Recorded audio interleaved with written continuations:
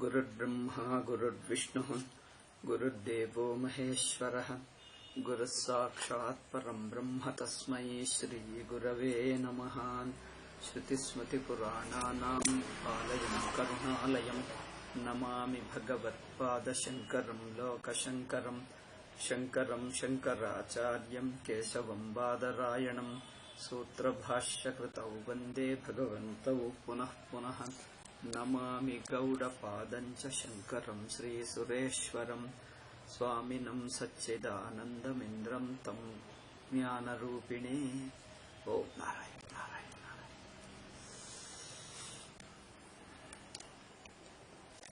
So we were discussing adhyasa.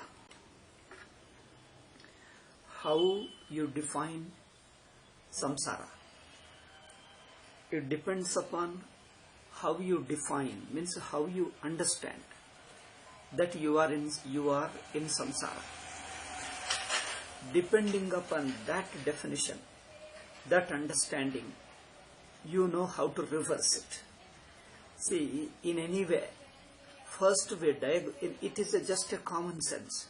First you diagnose the problem, diagnose the disease, then try to remove the disease and restore your natural state. So, samsara is unnatural. First you recognize the samsara, the suffering you have now is unnatural, is a disease, is something defective, because it is not what we want, because we are suffering. Once we realize, once we understand that it is a samsara, is a problem, the nature of the problem and the cause of the problem. Okay, what is the nature of the problem and the cause of the problem? And as you recognize this nature of problem and cause of the problem, then look for the solution. Solution means what is the freedom from? What is the state of freedom? Oh, that is also. See, these are the four things. The nature of the problem, the cause of the problem, then the nature of freedom from the problem, then the means of achieving that freedom. These are the four things. Shankaracharya says and Sureshwaracharya says in his Naishkarmya Siddhi, these four things he discusses. I think all schools of philosophy, all Indian schools of philosophy talk of these four. So what is the nature of samsara and what is the cause of samsara? Regarding this we discussed in our last two talks how three or four people, let us say. One is a karma, another is upasana, another is jnana. In India we talked of three. Arya Samaj and certain others talk of karma is the solution. That means karma, bad karma is the problem. Papa is the cause of your samsara. Okay. So bad karma is the cause of your samsara, and good karma, punyam, is the solution for your samsara. There for them samsara is only, first I am telling you, karma, upasana, jnanam. Fourth one is abrahamic. Okay. By contrasting we can see how different people diagnose the problem differently. Therefore the cause also they understand differently. Then the solution is different. Then everything is different. So in karma situation, that is Arya Samaj and others and such others say that due to bad karma we are suffering from samsara. Then what is the solution? Therefore exhaust the bad karma and earn the punya karma, and you will reach a state, whatever you call it, whether in this life or the next life, next janma, or in the next loka, you reach a state where you will be free from dukkha, free from the effect of the papa. Dukkha is effect of papa. They say dukkham is an effect of papa. Therefore you will be in a state. There you will be free from that effect of papa and you will be enjoying continuously happiness.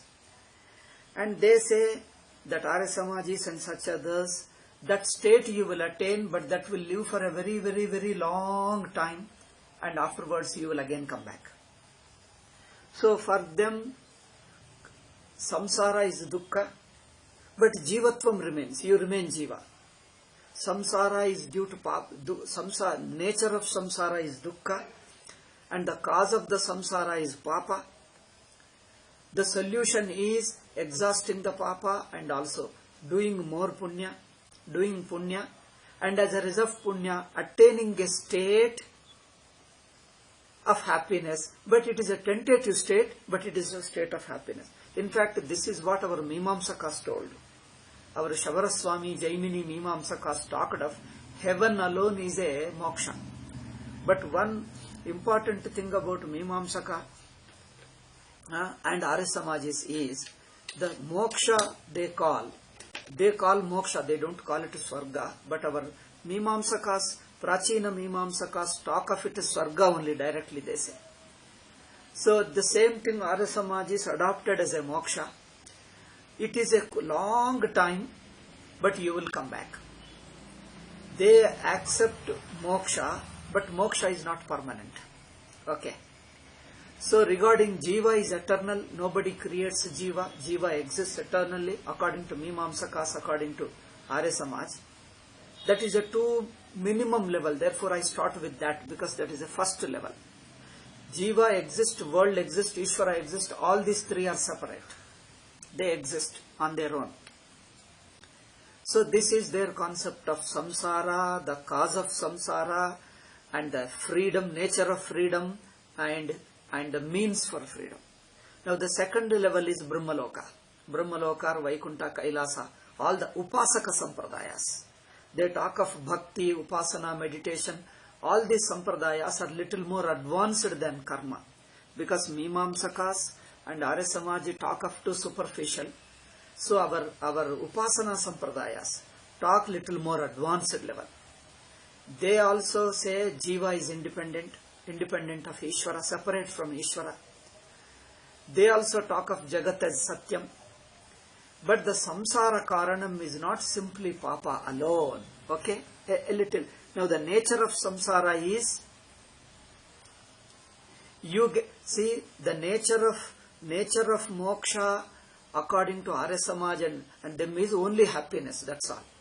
But here in the Upasana Sampradaya, Dvaita, Vishishta Dvaita, Nimbarka, Vallabha and so on, all these Shaiva, Vaishnava, all these people, Upasanas, Bhakti, Upasana, in these Sampradayas, the nature of samsara is, we have a dukkha, true, but the dukkha is there is a little sukha, but that is a dependent sukham.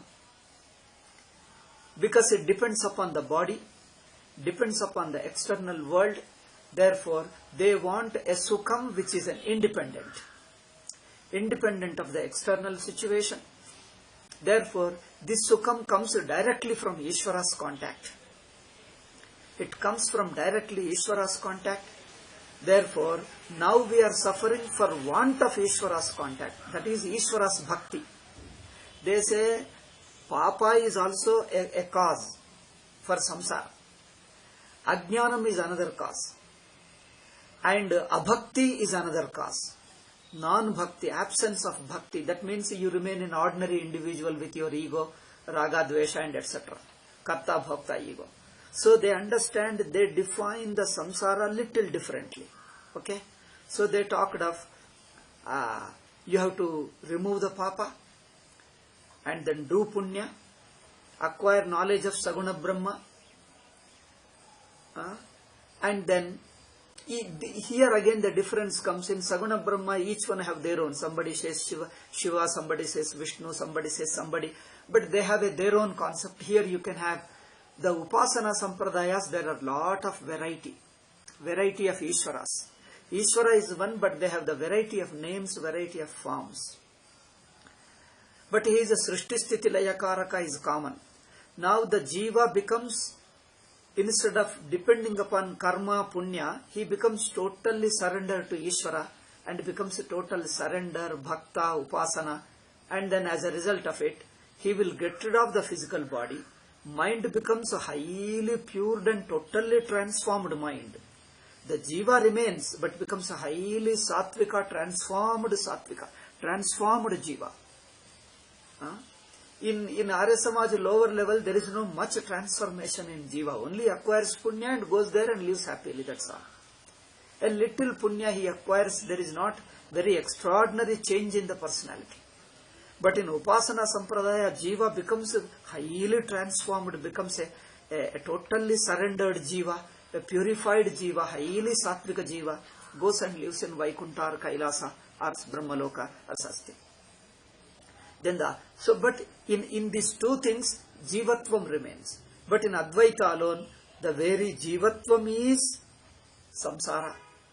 Whichever loka you go, wherever you go, as long as you are jiva, still it is samsara. Means the degree of sukham may increase when you go to higher lokas. See what Advaita says is, degree of sukham improves as you go from the Manushya loka to higher lokas.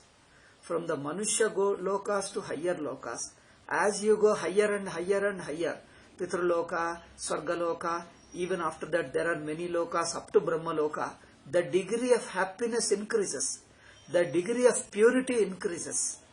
Okay? Jiva becomes purer and purer, and the degree of happiness becomes more and more spontaneous. But even in Brahmaloka, there is a small degree of dukkha, because you have a jivatvam there. There will be 90-95% of sukham.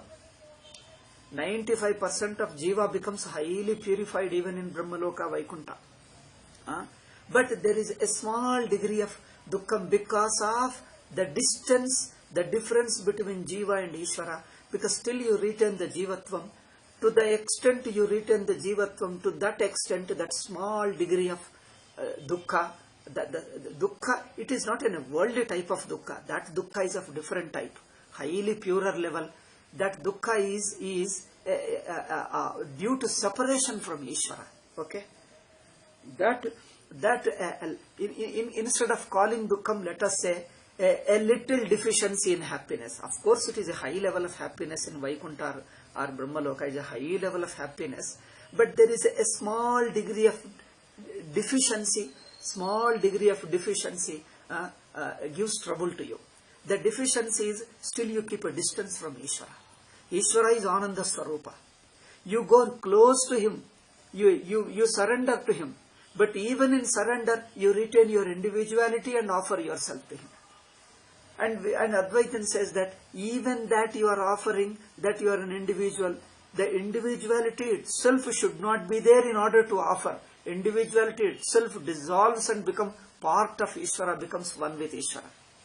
So that makes even a little deficiency, there we can't call it dukkham as such, it is a highly happy state, but a little degree of deficiency you find, that will also go away. You will have an absolute ananda only in Advitiya state.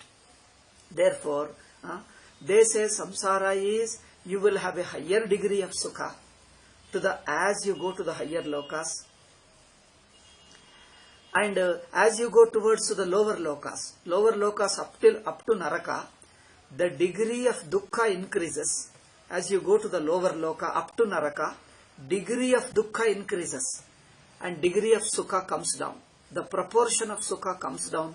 As you go lower and lower and lower, and the lowest Naraka, you will have the maximum dukkham and a small degree of sukham.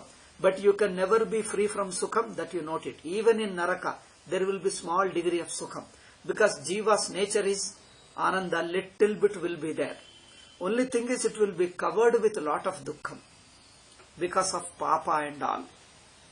Papa, ajnana, selfishness, too much of pettiness, too much of self-centeredness, making too much of aggressive, animalistic, cruel, asura nature, too sadistic fellow. So you will have a very little degree of happiness and more degree of dukkha. As you proceed higher loka, Pitraloka, Swargaloka, up to Brahmaloka, your degree of happiness increases, but there is a small degree of dukkha. Therefore, Advaitins defined samsara is the very jiva bhava. There is a broad spectrum of jiva bhava from the Brahmaloka to Narakaloka. In all these things, we call it samsara. But within samsara, there is a higher states also. There are very higher state like Brahmaloka, which doesn't look like samsara, but it is also part of samsara because it is a border of samsara, let us say. Brahmaloka is you are just to come into the border of samsara. But still it is a samsara because you are retaining jivatvam. It is a world. You are retaining a little distance from Ishvara. Therefore, a little bit of is there. It is a border of samsara. So, then this is samsara. Now, what is the cause of this? The cause of the samsara is adhyasa, that is avidya. You take yourself to be jiva. When you take yourself to be jiva, there is a world. Two things are there. You take yourself to be jiva, that means you and the jagat. You are within the jagat, there is a jagat and you are within it. That means you are a part of a jagat. Then there is an Ishvara and other than you. Because you are under the control of ruling of Ishvara. You are still ruled by somebody and somebody is ruling you. So, you may be very good to Ishvara, Ishvara may be very kind to you, but still there is a relation. You are one and Ishvara is separate. There is a relationship. So, you have to pray to him and he has to offer. You pray to him, it is good. He offers you goodness and happiness, etc. But still, that much of distance is there, you have to pray and he has to offer. Even this much of distance is there, even that is samsara. It is not spontaneous and self-existing. It is not swatasiddha ananda. You have to pray to him, you have to surrender to him, you have to be continuously in good humor, continuously in surrendered state. Sometimes like in Jaya Vijaya, who lived in Vaikunta, they have lost for a split second that surrendered state of Ishvara that has become little blunt. They received a curse and came back to Manushaloka again. The people who have totally surrendered to Ishvara, even in that surrendered state, sometimes you slip down. Due to that slip, again you come back to Manusha Janma. Because that surrendered state, it is a practiced state. It is an assumed state due to upasana, due to meditation, due to bhakti. Bhakti, meditation, upasana are transformation of the mind. Transformation is brought about. It is not self-existing. It is not natural. Though they say Vaikunta, living in Vaikunta is a natural state, but Advaitins say it is not that natural. It is close to nature, but it is not really natural. Because natural state is a self-existing and it is not an acquired state. But Vaikunta or Kailasa or such things are very close. You will be much effortless, but there is a little jivatvam, there is a little effort, there is a slight, because you are praying, you are in a surrendered state, because there also you have a chance of slipping from it. Because we have examples in Puranas have said that people are likely to slip down from their nature of surrender to Ishvara even in Vaikunta. Therefore, with Ishvara's anugraha only, with Ishvara's anugraha they got Vaikunta. By the same Ishvara's wish, Ishvara's sankalpa they got Vaikunta. By the same Ishvara's sankalpa, you will have to be born as a human being also.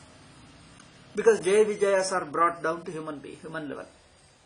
So, this kind of little bit of fluctuations will be there because still you are related to Ishvara, dependent on Ishvara. You will be close, but a little distance gives you the little dukkha. Because we don't say those Vaikunta people are not like ordinary samsaris. They are all highly advanced, highly evolved jivas, highly mature, highly happy people. But a little distance bothers them. Therefore, Advaitins say, even that little jivatvam and the little distance with world and you and little distance with Ishvara and you, even that is a border of samsara, but even that is samsara. Even that has to go away. Then what? This is the nature of samsara. Samsara from the naraka level to Manusha is one small part of the broad spectrum of jivahood. The broad spectrum of samsara, the broad spectrum of jivahood, Manushyatvam is one part. You have a lower level of samsara, jivatvam, and a higher level of it. Higher you go to the high level up to advanced level of Brahmaloka, where you have got very highly advanced, highly purest form of jiva. But it is jiva. See, purest form of jiva, but still it is jiva. Advaitins say, even that jivahood, whatever small degree you have, that degree of little dukkha, little uneasiness, may not call dukkha, but little distance, a little differentiation, a little dependency you will have to suffer from. You are not totally independent. Purna moksha is not there. Now the question comes, why are we in this samsara? Now we explained the nature of samsara. By contrast, we have to understand. I think what I told the Abrahamics, I little bit say and then come back to Adhyasa. Abrahamics Jivatvam is real. How Jiva is created by God. Out of nothing. That means there is no previous karma. That means purely God is responsible. He made you to be samsari. Because He made you a prone person to the temptation of samsara is due to external karana, and also though they admit that samsara is due to Satan. They admit that samsara is due to Satan because Satan has tempted you to disobey God. But before that also, before Satan tempted, the God whom created Adam and Eve, they were also not very happy. So they were also feeling some kind of restlessness, uneasiness, it was there. So the God, when He created them Himself, something like uncomfortable people. Because one or two reasons we can explain there. First thing is, God created them prone to temptation. That is a mistake of God and the unfortunate fate of Jiva.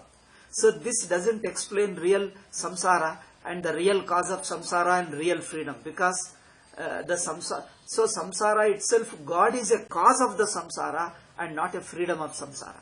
See, God Himself made you like that. And even as that person, because they are prone to temptations, Adam is roaming around in the garden and feeling restless and looking for something. Because he was not happy as he was. He was not happy as he was, he has been looking. That means when He created an unhappy person. He created prone to samsara.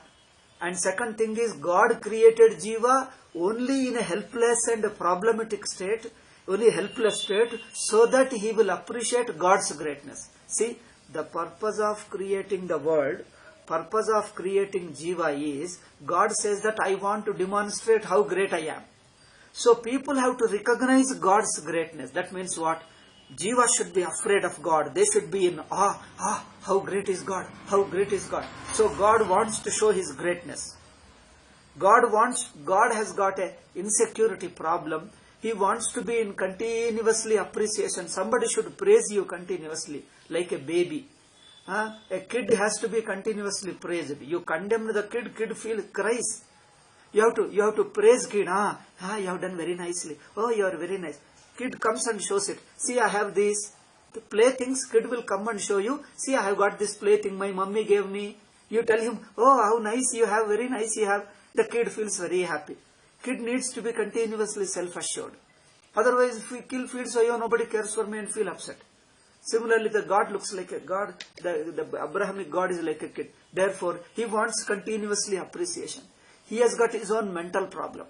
So, in order to be continuously appreciated, praised, feared, therefore God wants to be feared. God wants to... Now, the samsara is not for the jiva. The samsara is mainly for the God alone. God alone is a samsari. He created the jivas as worse samsari. Therefore, he wants, for sake of his own satisfaction, he created the jivas. And the jivas has to satisfy the Ishvara. Then only Ishvara will look after you and give you a little bit heaven. And even in heaven, he may threaten you. We don't know. Therefore, the whole Abrahamic religion looks like a mental case. Neither samsara, neither their concept of samsara, the nature of samsara, the cause of samsara, and the nature of freedom, and the means of getting the freedom. All these four look childish. Okay. In fact, it is not a religion. It is only a mental case. Within the mental case, you are only moving around within the problem. Within the problem alone, you are moving out. Therefore, nobody should compare Islam and Christianity with our Indian religions. Indian religions, 3 levels I told: karma, upasana, jnana. Okay. Karma, Arya Samaj and Mimamsakas. Upasana, like Brahma Kumari and others. Upasana level are in between. In fact, many of our traditions come within Upasana. Most of us. All our lot of sampradayas, Bhakti Sampradaya, Upasana Sampradaya, most of our sampradayas come in this middle alone. because most of the people are of that middle nature. And the Advaitins are the highest things. So these are the three broadly traditions within Hinduism. And the fourth Abrahamic, I told you, samsara is not of Jiva, samsara is of Ishvara, the God alone, the so-called God, Allah or Yehovah. Because he himself lacks some problem, and he says that he has created the world, and when he says he created the world itself, creation, looks that he has not created, he appropriated somebody's world already. The nature of the God created, described in Bible and the Quran, you can see that he is not real creator of the world. He is only appropriating the world and is always afraid. God wants the jivas to be afraid, God fearing, God fearing, God fearing. You always talks of fearing because he is afraid of jiva. He may not like me, he may disobey me, he may follow the Satan. He is mortally afraid, that Abrahamic God. Abrahamic God insecure, suffers from insecurity. He is terribly afraid that he may follow Satan, he may not follow me. He continuously threatens him, frightens him because he is feeling terribly insecure. He wants jivas to follow me and praise me continuously, being afraid of me. And the God behaves most illogically. He creates jivas inequality. Why? Once somebody asked in the Bible, why a person is born blind? Why somebody has good eyes, somebody is born blind? Somebody is rich, somebody is poor. Somebody is intelligent, somebody is dull. Why? When Jesus was asked, Jesus, you know what Jesus answers? It is God's wish. Who are you to question? He creates whomever he likes and whatever way he likes. I talked to some of the Muslims also. I asked them why God created. Now he says, ये तो अल्लाह की इच्छा, अल्लाह की मौज है.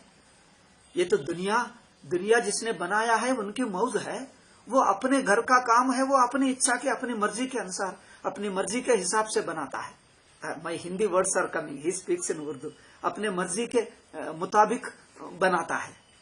I have to speak pure Urdu. अपने मर्जी के मुताबिक बनाता है. वो अपने घर का मामला है. तुम कौन हो तो पूछने वाले हो. You understand? I repeat it in English. So he says, he gives an example. It is your house. Supposing you have your house. How you put the furniture, how you look after your children, all it is yours. What child should do which work, it is father's decision. Father decides as he likes it. Children have no freedom because Father has produced children and he orders as he likes. He beats them, orders them as he likes because that is his father's privilege, freedom. Similarly, Allah's freedom hai and he creates the people as he likes. Somebody poor, somebody rich, somebody like this, somebody kafir, somebody mu'min. He sends somebody to heaven and somebody to hell. He decides. God has already decided to send somebody to hell and somebody to... God means their God, their Allah. He decided somebody to send hell and somebody to hell. Therefore, some people remain mu'min, some people remain kafirs. That is his wish. Who are you to question? Now you understand? Now you understand how they look like their God. The real samsari is God himself. He has not created the world. He appropriated the world already existing. Jivas he could not create. They were already existing. Of course, they claim that God created, but from if you study it, he has appropriated some jivas already existing. The world already existing. It is something like an invaders, Britishers and Muslims invaded India and occupied. India was already existing. Civilization was already existing. Culture was already existing. A jiva, society, value system already existing. They come and impose. Their only job is to create more problems so that you can control them. If they live harmoniously, they won't listen to you. If Adam lived harmoniously, peacefully, they won't listen to God. You create problems so that they will surrender to God. You have to create a problem to jivas continuously so that they will listen to God. They will be afraid of God. God is a troubleshooter. Do you know that? God, Allah and Jehovah is a troubleshooter. He wants to continuously suppress them, create problem. If jivas are peaceful, he can't stand. He creates problem. Therefore, they will be afraid of him. They will surrender to him. They will do what he wants. So that he will feel happy that, oh, he is afraid of me. It is something like how the villains and the rowdies, rogues of the street, if you are peacefully going on the way, he will come and interfere. He will come and beat you. People say that, if you shout at him, he will beat you more. And you will be afraid and he will say that he will steal the money you have and he will kidnap your people. You will surrender to him, fall at his feet. Please don't do that. Please don't do that. Okay, then give me money. Okay, you'll give him money. He will laugh you. Okay, next time don't go, don't do anything. You do what I tell you, and he will go away. He will allow you. Be afraid all the time wherever you go in this street. When you are living, as long as you are living in this colony, be afraid of me. Listen to me and do whatever I want. And once in a while comes and he creates a problem so that you won't live peacefully. If you live peacefully, you don't care for God. Now you understand? This is Abrahamic religions. I am not creating problem. You see them. You see them. I am not unnecessarily attributing nonsense on them. You just watch them. They claim lot of things. But you read in between lines. This is the nature of God. God himself is a samsari, a gunda, a terrorist. Their prophets are also terrorists alone. And they create the people, terrorize them. Okay? They terrorize the people. If you are peaceful people, you won't listen to God. Why will you listen to God? If you are happy, you won't listen to them. He will create problem. He says, I have not brought peace. Jesus says, I brought the swords. If there is a quarrel in the family, father and children, wife and husband, children and children, God and God, God and children. If there is a quarrel in the family, if there is a disturbance of peace, that shows that God loves you. God has got a peculiar sadistic love. That Abrahamic God's love is a sadistic love. Okay? Now I think I explained briefly. Now I don't have to. You understand. Intelligent people understand the remaining it. You can explain it. Now the very nature of samsara is God created samsara. Though he claims he created jivas, but jivas existed already. You read the Bible. He says Adam. Adam has children and grandchildren. And he says that fellow goes and marries another child. But where is another child? Another families? Because if God created the first man, Adam and these people, there were no other people. But the Bible talks of the first, in Pentateuch, the first Genesis alone talks of there are other families. So his children, grandchildren, what is his name? That Abel, I don't remember, Noah and 8 people will go and marry other people. That means there was already another humanity. That shows God did not create it. Though he claims that he created all this is false fellow. That means the jivas were already there. He is only appropriating a society. Just like Britishers, Muslims, Columbus did it, their God does exactly the same way. Allah and God. Appropriates others' kingdoms, subjugates people, destroys civilization, creates a problem, and claims that I'll make you happy, you listen to me. You listen to me, you follow me, you become my army. I will help you to invade other countries and then I'll get you this thing. So he is a troubleshooter like a rowdy of a street in the cities. In the cities, in every colony, every street, the rowdies distribute. Do you know that?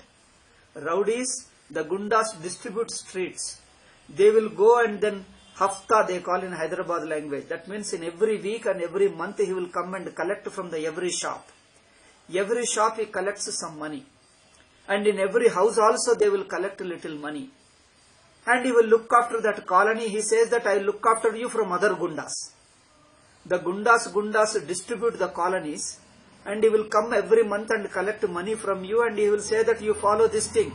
You follow these rules which I have instructed you. And those rules are more convenient to him and subjugate you. These are the rules. And he says, I look after you. If there is another gunda to fall on you, you come and tell me, I look after you. If another gunda comes, he will really come and fight with that gunda and look after you. That is the only help he will render. Like the Jesus followers come and render against Muslim followers, and Allah, Prophet followers, Allah followers will come and protect us from the Jesus followers. But in India, peculiar, these two fellows together fighting, together subjugating us because we are in majority. They are together subjugating us, but in fact they are not supposed to be united. They are supposed to fight against each other and subjugate us.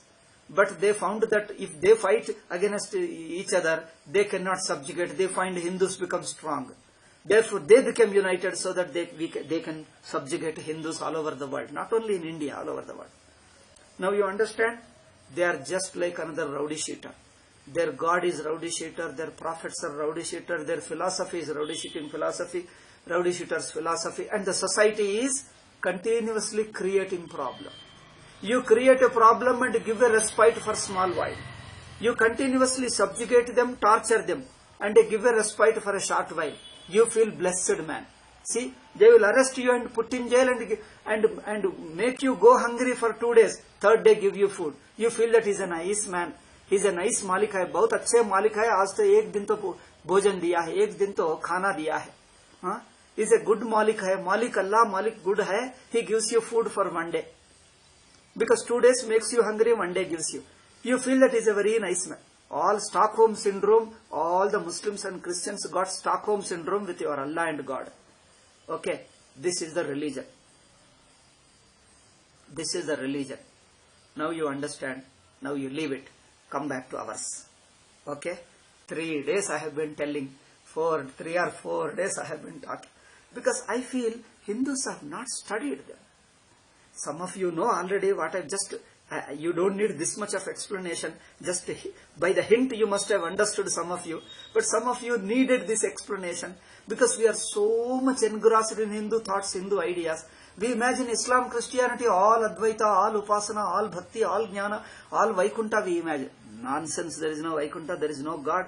God is like another Gunda and people are another subjugated people. And some of the people are mafia gang followers of him. And they will threaten the whole society and control. Okay. Therefore, European and Western atheists told, they rebelled against religion. They told religion is the real culprit. If there is, they told 2 things. If there is any sane and good human being, good, sane, good-hearted human being, that is only Satan. If there is a most villainous person in the entire creation, that is so-called biblical God or Quranic God. This is what the atheist conclusion is. And the real civilization, real development is come to the Satan, probe, question, you develop a good human society and live a peaceful life and happy life. Of course, they don't have a higher goal of life because they themselves are ordinary human beings. They don't have a real religion. They don't have a rishis and jnanis. With the common man's mind, they thought a good human society, living like a charvaka, live good human society, earn money and enjoy worldly pleasures and live, that's all. So therefore, this is what they developed, a worldly civilization. That's all, and give up religion, live like a simple atheist and develop science. Because they could imagine that is the only materialistic, worldly, simple, good human life as an alternative to these so-called religions. Okay. I think if you keep this picture in view, you can understand Abrahamic religion instantly within no time. If you have more, you can ask me, then I'll tell you more. I think it's enough now. We'll proceed. Therefore, Advaita. So there is no problem in samsara is not clearly defined because samsara is created by Ishvara. In fact, before Ishvara means their God. Sorry, Ishvara we can't say. Ishvara is our Ishvara, God. Before God, people were happy. It is God who appropriated jivas, appropriated the world and created the problem. Like that, a colony was living peacefully, a rowdy shooter. Supposing one rowdy shooter of a colony died, another rowdy shooter will take over that colony. He will come and first time, they say, hey, I have come first time. You don't have any rowdy shooter, I am the one. He doesn't say rowdy shooter, I am your ruler. मैं आपके लिए भलाई करने आया हूँ. I have come here to look after you. Come on, first day he will collect his hafta. Hafta means his penalty from the first month from all the businessmen, from all the people living there. Whoever is rich man, whoever is important man, everybody he will go and threaten him. Dekho, I am here of this, I am the gunda of this area. Not me. You can't do against me and I have a gang of people. If you touch any of my gang, if you report to police, next day you won't be alive. Okay? Your police can't do anything, remember me. My name is this and my symbol is this. He will go away. He will introduce himself and go away. That's all. Next day onwards, the earlier gunda died. This gunda you will be worried. This is what they do. He will enter into your life. First day you read Bible, he will threaten you. First day you read Quran, he will threaten you. If you follow that gunda, you will be relatively peaceful. Otherwise, continuously you will be tortured. I am sorry. One comment I have to make it. Our Hindu sadhus, Hindu panditas, vidwans have remained totally ignorant. Okay, if they remain ignorant, they could say, okay, we don't know what is Islam, Christianity and Judaism. We don't know, we know Hinduism, we teach you Hinduism, they could have told. But what the problem starts is, without knowing them, without studying them, start imposing Hinduism on them, smilingly, oh, we know other religions much better than. You see what Vivekananda told once? But it is not there. Swamiji, what Vivekananda Swamiji, what all you are describing regarding Jesus, regarding all that, it is not there in the Bible. You know what is it? It must have been there. People did not write in the Bible, it must have been there. But Jesus did not say, he must have told it. But in the last 2000 years, there was no this kind of philosophy in Europe, in Christianity. He says, you know what he says? In the last 2000 years, Christianity was not understood in Europe and America. Only we Orientals can understand Jesus. My understanding of Jesus alone is perfect. No, in all over the world, nobody has understood so far Jesus. Then where does the Jesus exist? Where is the Jesus religion exist? Except in Vivekananda's imagination and imposition. He created a new Jesus. He created a new religion. He says, what does it mean? That in the last 2000 years, Christianity was not understood in Europe and America, Europe and West. Then where did it exist, that thing? It existed in Vivekananda's imagination. If this kind of interpretation you give, I say, be simple human being. We don't need this kind of Vivekananda's over-intelligence. We need a simple human being to understand them as they are. And you create more problems by this kind of over-intelligence. Okay? Be just to be simple, straight, understand what they say. Allow the Muslims and Christians to explain their own religion. Don't interpret. You don't become Shankar Bhashyam. You don't need Shankar Bhashyam for Bible, Quran. Let them explain their own Siddhanta. And see in between lines. You understand it. Why don't you allow them freedom to explain their own religion? Why do you impose Advaita on them and talk nonsense? And make a fool of you and fool of all Hindus? Allow them to explain. Vivekananda, a small one point I say. He developed a sentiment for Jesus in his Brahma Samaj days. Later, he was a voracious reader.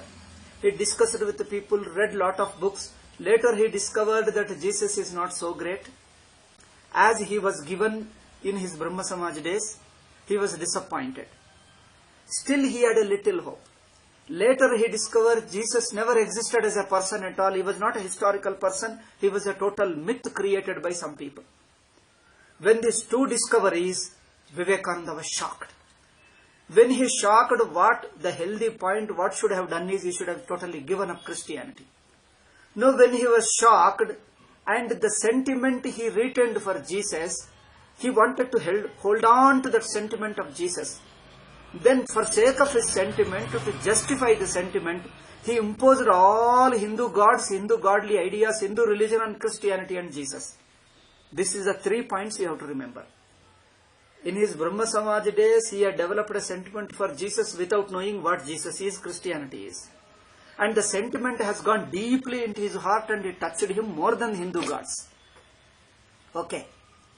Because too young he was in that days, and that has touched his heart. Because the younger days, in 17, that Mary Suresh Iyer says, 17, 18, 19 years, those teenage, if anything touches your heart, will not leave you. And our explanation applies to Vivekananda. It touches his heart during those days. 17, 18, 19 years, those 3 years, 3, 4 years, 5 years, it touched his heart and did not leave him. Lifelong it did not leave him. And that imposition came on India also. Okay. So, he discovered later Jesus was not some great, he is just a superficial fellow, just like any invader, like a British invader, like Mughal invaders. And then later he discovered that he was not even a historical person. When this two he discovered, he should have given up the sentiment and shifted to his Ramakrishna or your Shiva. He was a Shiva Bhakta, Hanuman Bhakta. Mahadeva, Mahavira, he would say that. He would have discovered he is a Shiva Bhakta, Ramakrishna Bhakta. And I think that would have saved him, that would have saved all India. Whole India, whole world it would have saved. But what he did is he retained, because that teenage attachment doesn't leave easily.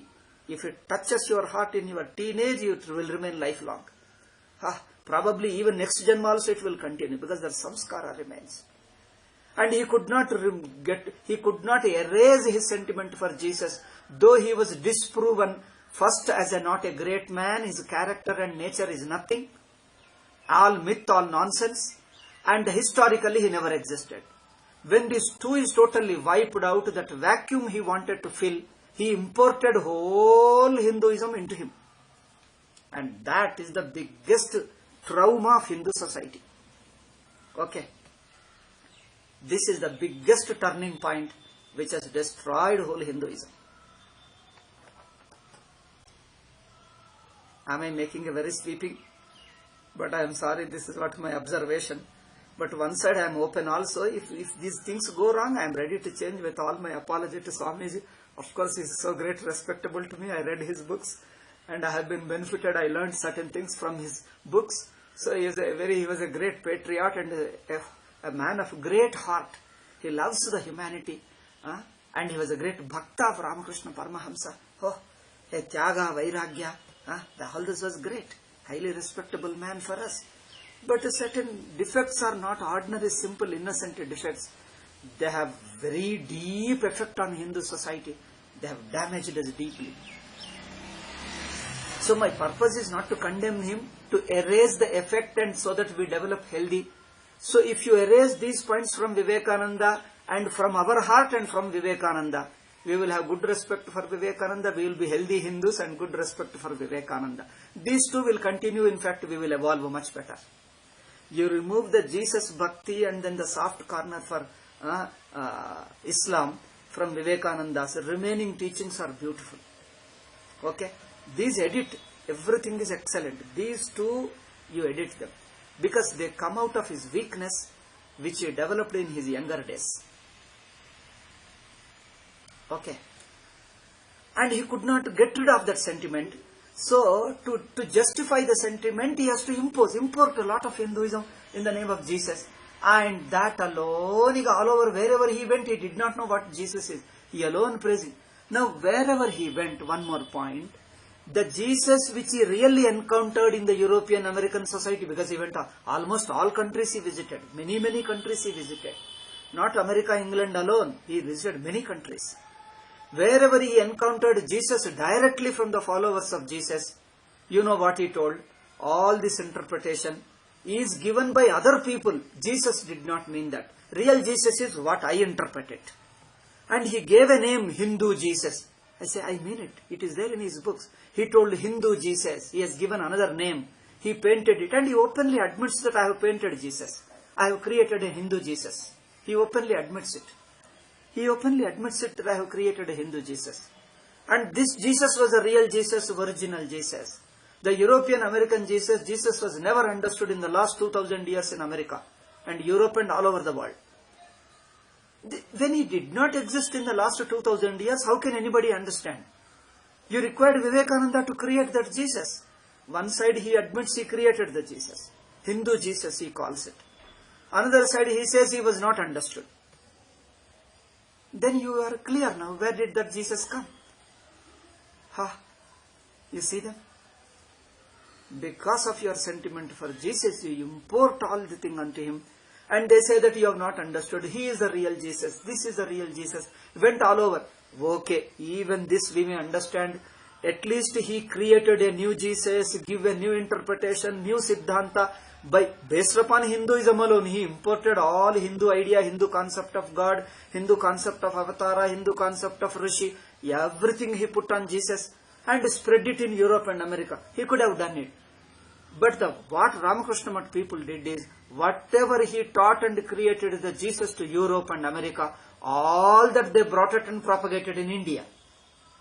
Now the same thing bounced on India, and now India is learning that Vivekananda's Jesus, and India is in suffering now.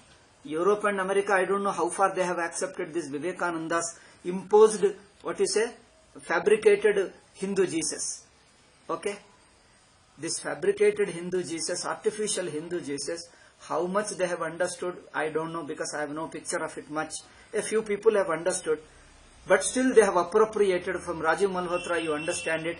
They again reversed it. They say that all this existed with us and they appropriated it because Vivekananda helped in appropriating. And they told that all this Advaita, Vedanta, Bhakti already existed with us. We did not learn anything from India.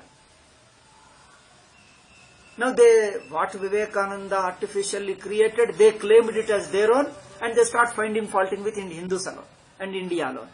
Now Vivekananda's artificial Jesus, created Jesus, has been appropriated by them and claimed as their own.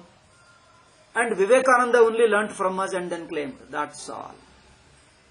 Now, that Jesus has not really helped in Hinduizing Europe and America, but made them to appropriate in the name of Jesus, but that has really imposed on Hindu society.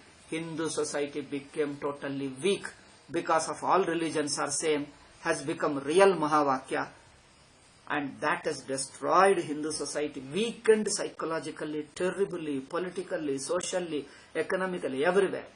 Because now, even now you see them. Jesus is in front of me, Jesus is in back, Jesus upper, right, left. We are in the midst of Jesus, midst of Prophet Muhammad. Hindus are living helplessly as zimmis. Okay. Because now the Ramakrishna Mutt has brought that Jesus and made it now everywhere, wherever you talk of Krishna, by the side of Jesus alone. Wherever you talk of Krishna, put Jesus. Talk of Krishna, put... Where is that Jesus which Vivekananda created? Now the Vivekananda created Jesus, they brought and propagated among Hindus. Ramakrishna Mutt people went one more step ahead. They made Vivekananda's Hindu Jesus more popular in India than in Europe.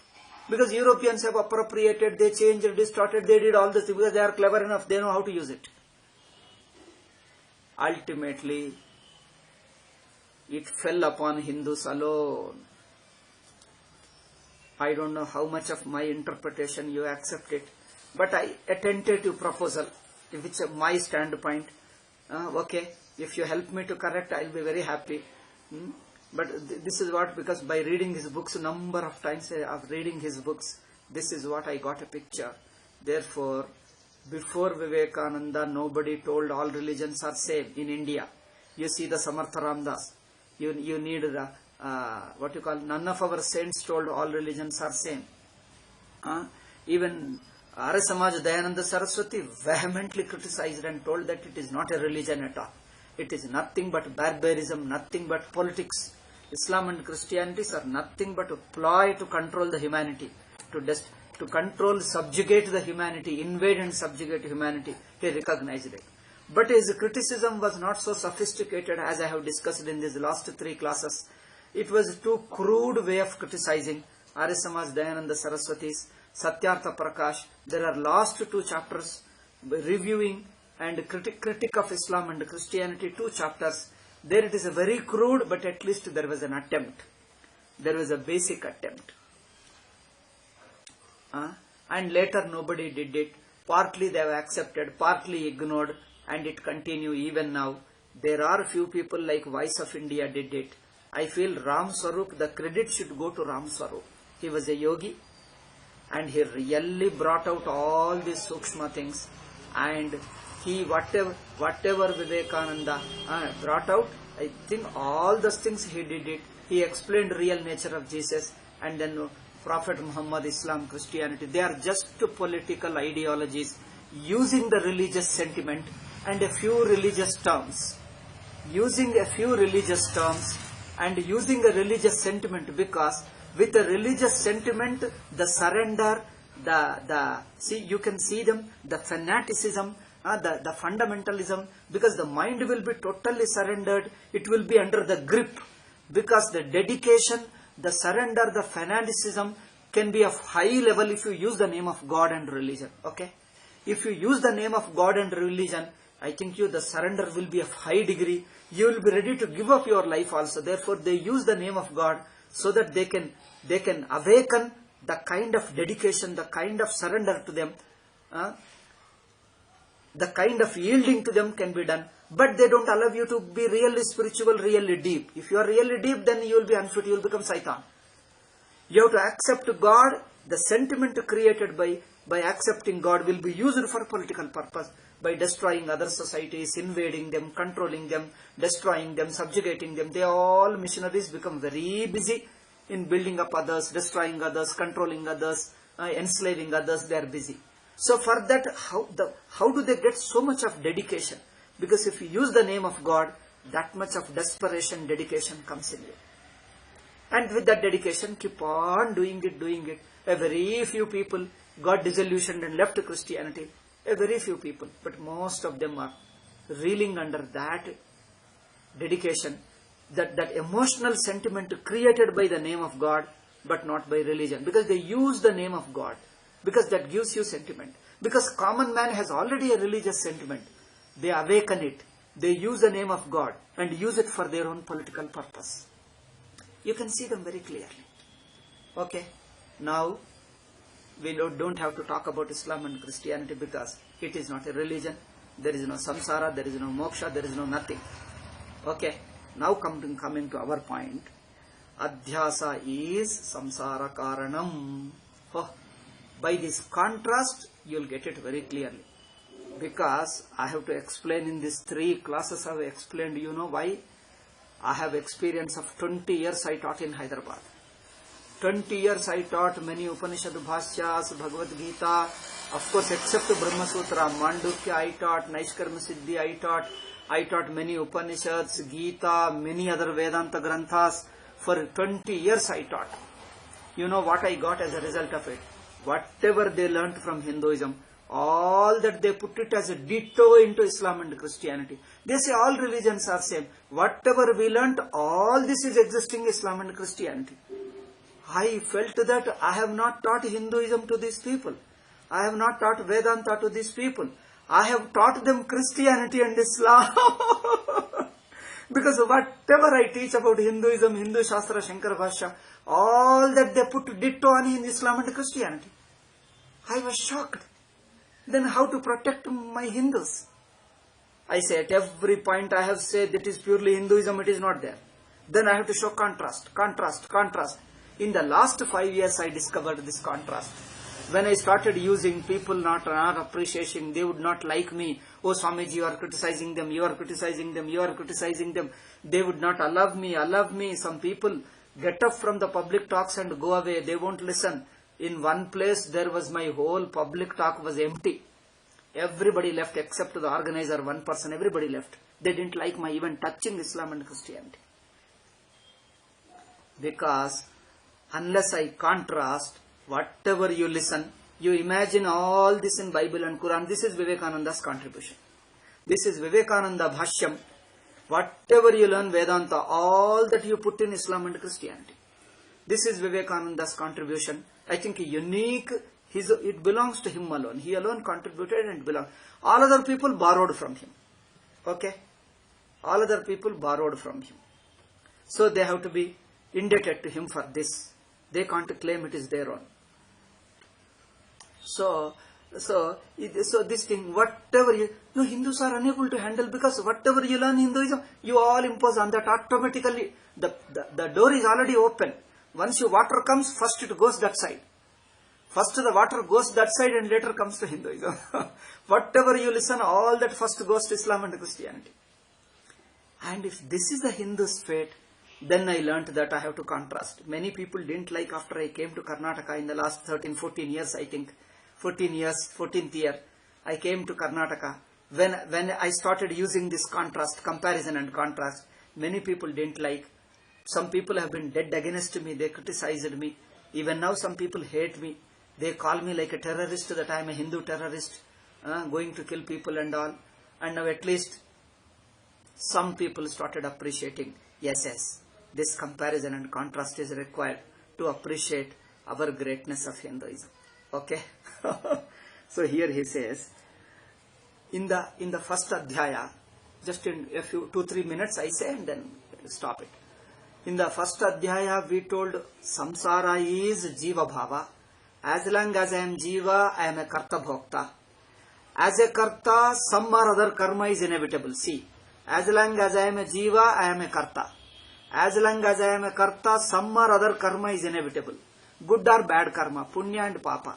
Some or other punya papa karma is inevitable, some sukha dukkha will come and I'll get some janma, some loka is inevitable, some janma is inevitable.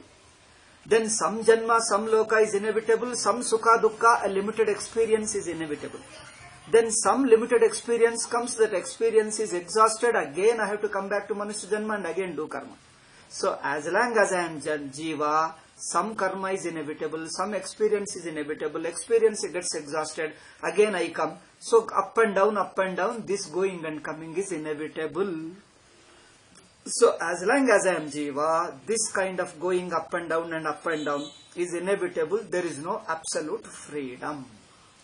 Then the question comes, is there a way that I am free from this going and coming and that I am helplessly doing karma as a jiva? As a jiva I am a karta bhokta. Helplessly I am bound to do some or other karma, I have no choice. I must do some karma.